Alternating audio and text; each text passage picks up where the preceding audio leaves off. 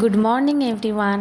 দেখো, এতদিন কাজ করার পরে মনে হয় যেন সানডেটা কখন আসবে, আর সানডেটা এসে চলেও গেল বলতে পারো। ফ্রুটসে আয়া আর ফ্রুটসে গায়া। তো দেখো, ঘুম থেকে উঠলাম 9টার দিকে, তারপরে উঠে খেয়ে নিলাম চিরতার জল, তারপর চান টান করে একটু কাচাকুচি করে খেয়ে নিলাম ডিম টোস্ট আর পাউরুটি আর ডিমের কচি বলতে পারো। তারপরে রান্না করার পালা। তো দেখো কি রান্না করেছিলাম আজকে। এই লাউ ডাঁটা, পাতা, আলু, বেগুন, চিংড়ি দিয়ে একটা মাখো মাখো তরকারি করেছিলাম। এই তরকারিটার না ভিডিও করে রেখেছি আমার রান্নার ভিডিওতে, তোমরা দেখলে দেখতে পারো, এখনও ছাড়া হয়নি, এডিট করব তারপরে। আর দেখো, লাউ পাতার বড়া ভেজেছিলাম পেঁয়াজ, লঙ্কা আর রসুন কুচি দিয়ে।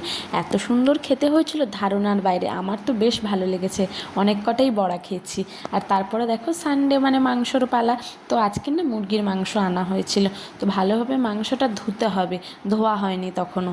মাংসটা একটু আদা রসুন দিয়ে একটু বেশি করে ঝাল দিয়ে একদম মাখো মাখো ঝাল করেছিলাম।